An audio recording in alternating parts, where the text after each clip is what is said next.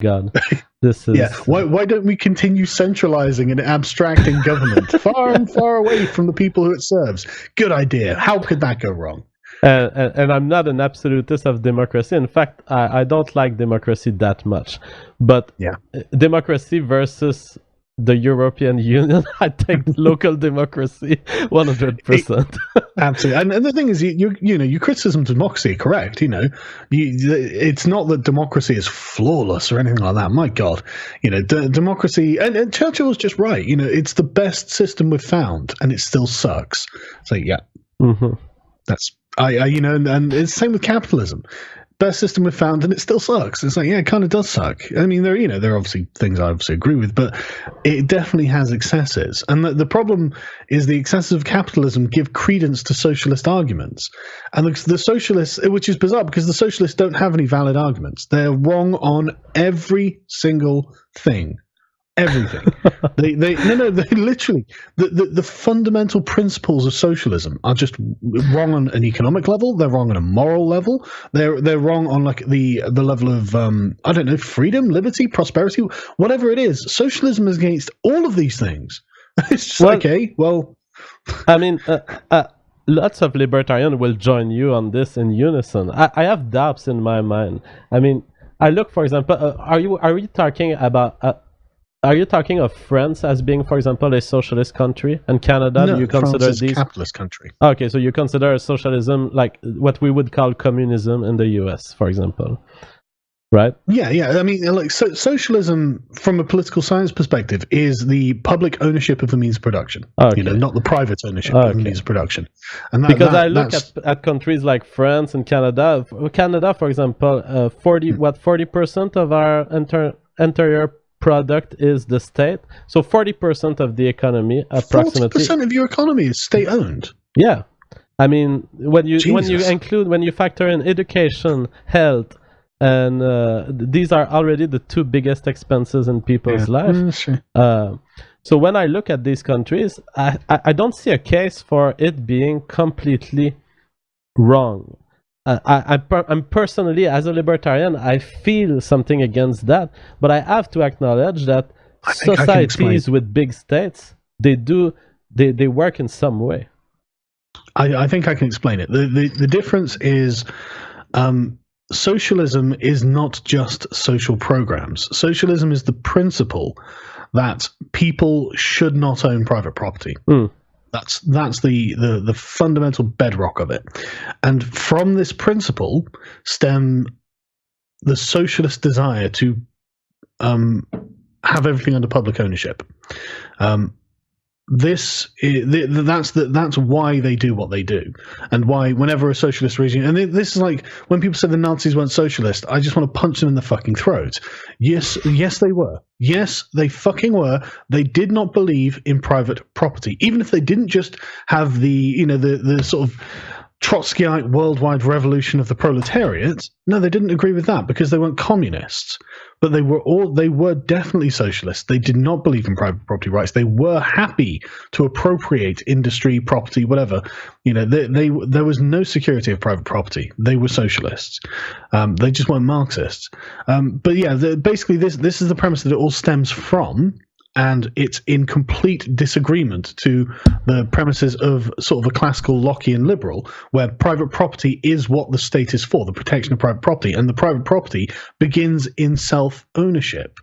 And it's completely opposed to socialism, because socialism is against self-ownership. They want the collective to own the individual. Yeah. And it's okay, well, I disagree. I fundamentally disagree. And in fact, I actually think you're a terrifying tyrant in waiting, and maybe I should be doing something physical against you, like removing you, because it's got to the point, it's like, look, you can't just sit there and go, I don't actually respect your right to be an individual on your own and lead your own life. I actually think that I should take everything away from you. Holy shit. I can't imagine something that's going to start a war quicker, But the sort of mixed economies that we have in our democracies these days, these are not socialist in principle. They're still capitalist in principle. What they do is adopt social programs as band-aids to try and patch up the excesses of capitalism. This is why when Bernie Sanders is running around calling Denmark socialist, the Danish PM has to come out and tell them to shut up because they're a capitalist country. and he knows it. He understands it. Bernie, in America, the terminology is just terrible. It's fucking abysmal. You've got German collectivists being called liberals, which they're not. You've got like social like capitalist countries being called socialist, which they're not. It's just like, you're awful in the States. You're not in the States, actually. Yeah, well, I was living in the States for 5 years, but France is also playing its part by having the Socialist Party in power for many years now. It depends on how you define socialism. If you define it as a portion of your society being state-owned, then yes, France is a socialist country. I don't think you can define it that, because fundamentally the principles are still liberal, which makes it not socialist. The argument is not against the idea of individuals owning private property, and if that's what socialism is. Now I wonder what will happen to private property in the context of overpopulation in this world. I mean, we're still at a point where we can own a piece of land on this planet, but the lands have been ruined by humans. We've basically destroyed almost all ecological niches on this world, except small circles of protected forest, and we keep making more babies. And at some point, it might be there might be a majority of people who cannot benefit from having a land, and therefore you have a revolutionary force that has no interest in private property, because private property is not for them, it's for the others that are born with these advantages. And so I wonder what will happen to private property in face of the growing world population. I think the world population will eventually come naturally to decline. I think that assuming we don't throw off the shackles of our freedom and we adopt socialism, assuming we don't go communist or fascist, and the myth of fascist economics is something that I'm basically having destroyed systemically by this book I'm reading at the moment. The fascists were not economically sound. The capitalism is currently raising the world out of poverty. This is something that, like, the World Health Organization has acknowledged. There's just no getting around it. Capitalism is making people less poor, and when people become less poor, they become less. They just produce less children. This is just a fact of life, apparently. I mean, it's the same with. I mean, literally, you can chart immigrant groups into the UK with, like, Muslim groups, right? Like in Muslim countries, they have something like 4.6 children on average. In these desperately poor backwater Muslim countries. But after 2 generations of being in capitalist countries, this reduces to 2.2 children. And it's like, why are they having less children? And it's because the more wealth you have, the more you want. I guess, I don't know exactly, but I'm guessing it's the more wealth you have, the more you want to spend on yourself. The more time you want, the more freedom you have to be the person you would actually want to be. And so having children is less of a priority. I mean, maybe I'm wrong. I don't know. But ladies and gentlemen, isn't that beautiful? Sargon ends with a rejoinder to our friend Destiny and adopts the exact same argument as Destiny adopted against me. The argument of modern societies, Western civilization as a reproductive turn-off, as a sort of anti-conception device that makes people naturally want to make less babies. It is. I will differ from this. No, measurably it is. Historically it is. But I will differ in that still these societies are selecting the genes that will make behaviors that contradict that tendency in the future. And since we are on YouTube, and this is for the history of humanity, we are in 2017. I ask our audience in 30,000 years to evaluate Sargon's position of today. So in 30,000 years from now, that's 30,000 to 2017. In year 30,000, 2017, I asked the anthropologist of the future to look at this conversation. My prediction is that human population will rise and crash until it destroys the environmental capacity of the planet, reaches its maximum. Sargon argues for a natural decline.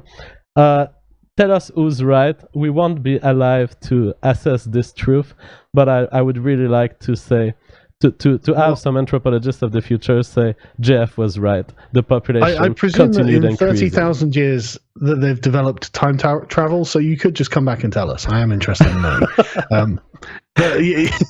No, seriously though, I think that if poverty is effectively comparatively eradicated through capitalism, then I think you'll see lowering birth rates in these countries. I think that is what happens, and I think that it will probably. I mean, you may find yourself in like a 500 years' time with people begging each other to have babies. The state propagandizing people: make sure you have 2 children because otherwise the human race goes extinct. In every country, Oh, God. we could be under the world state that's desperately begging people to have kids. Maybe it'll make it mandatory. Maybe every person has to have at least 1 child. Who knows? But these are yeah, the concerns of an I- historian, ladies and gentlemen. They are not the concerns of an evolutionary biologist. Evolutionary biologists know very well that every life form evolves to make more and more babies, no matter what you do to them. Then why are the Japanese not doing it? Well, the Japanese will stop doing it until they are replaced by Japanese who do it. I mean, the fact is that whatever babies you have on the next generation are the babies of those who made babies. And so that's why evolution constantly drives you toward more baby making. It's like whatever you have on the new generation is like a new computer game. It's like you've saved at a certain state and you're restarting the game, but you have more knowledge because now the people who turn gay, the people who turned trans, the people who turn non-reproductive for some reason, they don't exist anymore, and they didn't make babies. So your new society is filled with babies of parents who made babies, and they keep making more babies. That's the mechanism of evolution, and it's a deep truth that determines the ensemble of everything you see on Earth, from butterflies to bacteria to cheese to milk bacteria to yeast growing in the bread, and French people making love, Japanese people not making love. Everything you see around you is determined by evolution. Sargon, I'm letting you go. Have a great day. Thank you.